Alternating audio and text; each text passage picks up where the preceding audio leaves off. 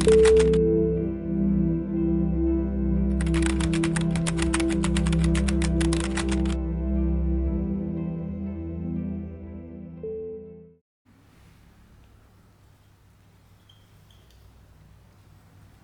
मैं फील्ड पे जाती हूँ तो मेरे से मेरा पूरा नाम पूछा जाता है कि मैं बताती हूँ कि मेरा नाम बबीता है, तो पूछते हैं कि पूरा नाम क्या है, तो मैं बताती हूँ कि मेरा पूरा नाम बबीता गौतम है। तो क्या होता है कि गौतम जो है वो दो उसमें लगता है, एक अपर कास्ट में भी लगता है जो पंडित होते हैं, और हमारी कास्ट में कम्युनिटी इसमें भी लगता है। तो फिर वो वहाँ पे डिफाइन करने लग जाते हैं कि आप कौन हैं, कि आप पंडित हैं या दलित हैं। तो मैं उनको बोलती हूँ कि मैं पंडित नहीं हूँ, मैं शेड्यूल कास्ट से आती हूँ, और अगर आपको दिक्कत है तो आप बताइए।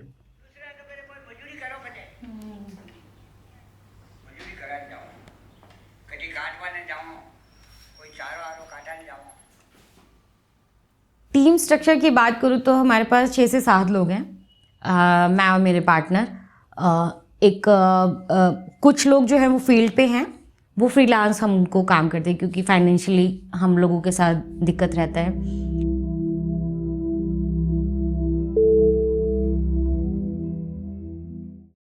Rural reporting would imply that there's an urban reporting.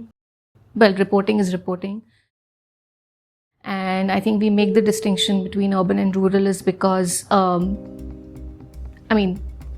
the mainstream media generally focuses on urban reporting. And I would speak for mostly the English mainstream media. We've had 66% of news from Delhi on the front pages of our national dailies. And India is huge. So in 2019, I was covering climate change in Delhi. I started with 4 keywords: Delhi, Yamuna, farmers, fishermen. Literally 4 keywords to look at the issue of climate change.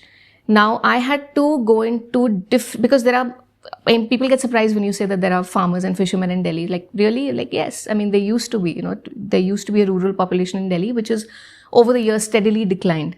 So I think it's almost like 2.5% now. So when I started, I had to go into different areas of the city. This is the capital of the country, looking for the farmers and fishermen who could be anywhere along, the eastern side of the city, along the Yamuna. Dark alleys, deserted, roads, deserted pathways. So my thing was that, okay, I'm going to go into certain areas which I have no idea about. How do I do that?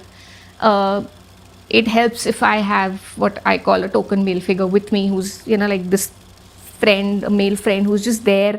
He doesn't need to do anything. I'm going to do all the work, which is my story. I have to do the work, but he's just there, as like this protective figure, just for people to know that, okay, she's not by herself.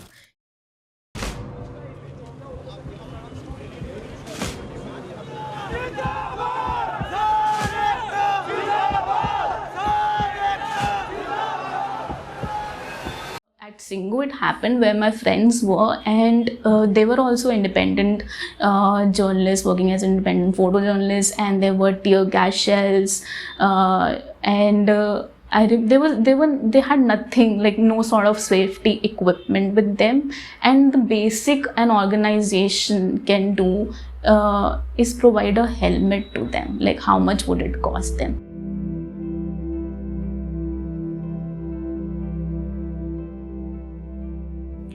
खोरी मामले का मैं बात करूँगी। Documentary shoot हम कर रहे थे, तो खोरी में क्या था कि सबको पता था कि सुप्रीम कोर्ट ने ऑर्डर दिया है, लेकिन जब हम लोग डिटेल में गए तब पता चला कि सुप्रीम कोर्ट को भी मिसगाइड किया गया है, वहाँ के पॉलिटिशियन ने, वहाँ के प्रशासन ने। तो जब मैं प्रशासन अधिकारी के पास गई, IPS थे, तब मैं उनके पास गई तो मैंने उनको बताया कि सर, मैं इस तरह से रिपोर्टर हूँ और मैं इस मामले को कवर कर रही हूँ। तो उन्होंने मुझे बोला कि इसका जवाब हम नहीं देंगे, हमारे पास कोई जवाब नहीं है। तो मैंने कहा सर, ये बात आप कैमरे पे बोल सकते हैं? तो उन्होंने कहा कि अगर यही बात, उनका टोन था कि अगर यही बात तुमने कोर्ट में पूछी होती ना तो तुम्हें कोर्ट से निकाल के बाहर फेंक देते। तो मैंने कहा सर, आपको समझ में आ रहा, आप क्या बोल रहे हैं? मैं कोर्ट पे नहीं गई, मैं आपके पास नहीं, क्योंकि आप प्रशासनिक अधिकारी हैं, मेरा सवाल आपसे पहले बनता है। तो उन्होंने कहा कि मेरे को आपको कोई जवाब नहीं देना, आप जा सकती हैं। तो ये चीज़ें हैं। और उस टाइम पे मुझे यह कि आप जब किसी फील्ड की स्टोरी को करते हैं तो प्रशासनिक अधिकारियों का व्यवहार किस तरीके से होता है जब आप बात करते हैं कम्युनिटी की स्टोरीज पर, कि वो आपको बहुत अलग तरीके से ट्रीट करते हैं कि आप अच्छा कम्युनिटी की स्टोरी कवर कर रहे हैं तो आप उधर बैठ जाइए।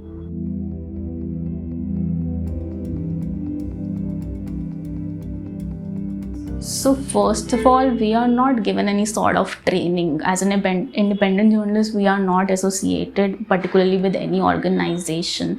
One biggest complaint of mine is that we are not even issued ID cards. If we are public, if we are working with an organization, that is just basic, so that we can show it to the people that this is who we are reporting for.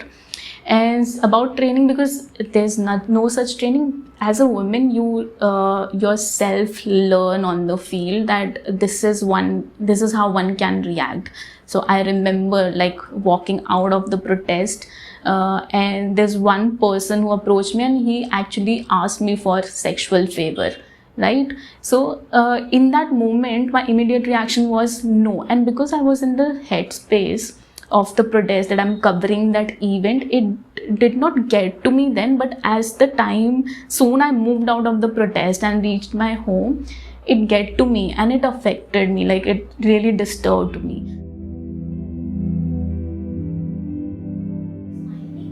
I'm like, मुझे नहीं करना आप पे smile. I don't like you. Don't you get it? This is me. I don't want to smile. Just do that. Then you're the difficult woman to work with. It's why should I be considered difficult? Yeah. And when you do the same thing, like, oh, how come she's not being Yeah. sweet and all? So, and I'm very lucky that my family never ever said that you are a woman, you have to be a certain way, you have to know housework, you have to do this. Yeah, if you see at the top, mostly editors are men. A lot more women have come in now, which is great. Again, I would thank women, senior women journalists of the 70s, 80s and 90s who broke certain barriers, for a lot of us to come in. That made it easier that, if at that time somebody said that I want to go cover this war or this particular thing, and they'd be like, oh, but you're a woman. But no, she fought and she made her way.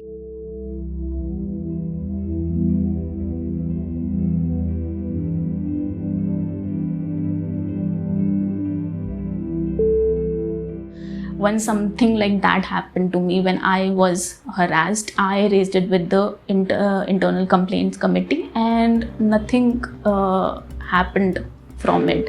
And I kind of lost my faith, because what I wanted from the complaint, what I asked the committee, if the person could at least apologize. And that didn't happen, and it dragged for too long. Like, it dragged into months long. What I, as a young journalist, expected at the time that it was anyway very difficult for me to raise the issue with the complaints committee, and I was expecting it would be resolved soon. But it dragged into months, and it started affecting my mental health. So I began to give up, and there was a time when I decided I don't want to entertain this any longer. And that happened, and since then, that is one of the reasons that I decided to be an independent journalist. And it's still I still don't feel very safe to talk about this subject with the independent outlets I work with, because I'm not their employee. They don't own anything to me. So there is not that sort of a space built for independent women journalists to go to.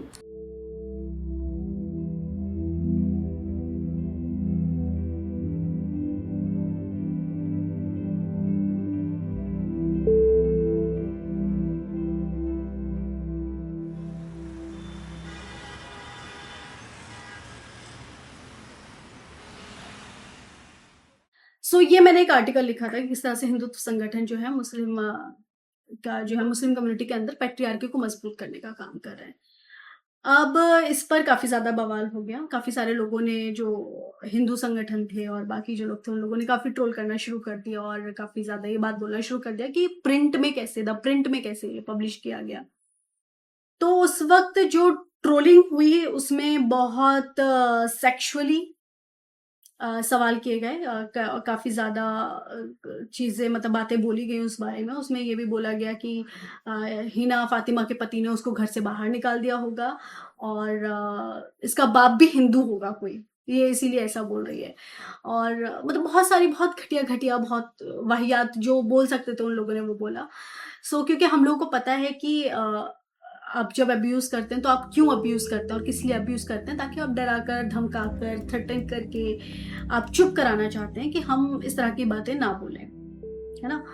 तो ये तो हो नहीं सकता, क्योंकि हम लोग जो है वो जो चीज़ जैसी है, जो हम लोग देख पा रहे हैं, जो हम चीज़ समझ पा रहे हैं और जो हम लोग महसूस कर पा रहे हैं, है ना?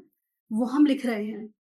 तो अगर आपको लग रहा है कि हमारे लिखने से आप हमें डरा सकते हैं, धमका सकते हैं और जो हकीकत है उसको ना लिखें, तो ये तो पॉसिबल नहीं है।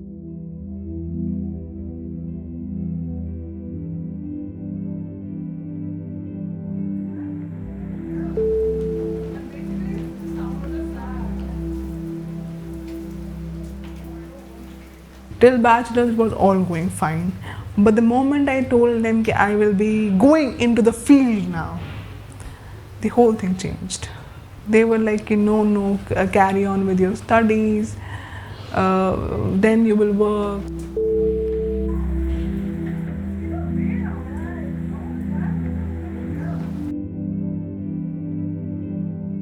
When slowly things started unfolding, like the crackdowns on journalists, the arrests of journalists, raiding on house of journalists, confiscating their devices and everything. Obvious, my parents are not that much. I mean, they will not hear these kinds. My father, my mother, they always see news. They read newspapers. My mother wakes up in the morning, she will see a Urdu newspaper to see what's happening. My father, who comes from office, he will see the news. So it's not like my family will not be aware what's happening with journalists.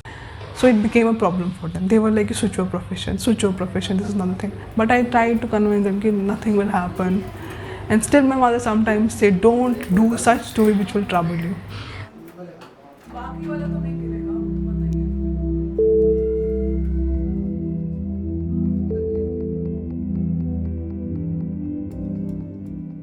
I'm a Kashmiri and I'm a Muslim.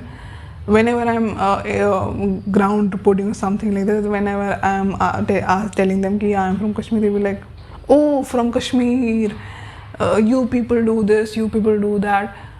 To escape that, I don't tell them I'm from this place. I'm just like, yeah, I'm from Delhi only.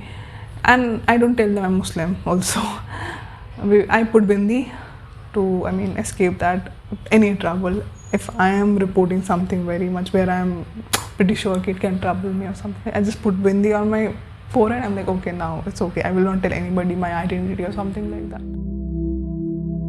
So whatever things I have encountered or other fellows have encountered or whatever things are unfolding for journalists all across the nation now, I don't think so that have changed my stance, and that can change my stance, because I have chose pen to contribute.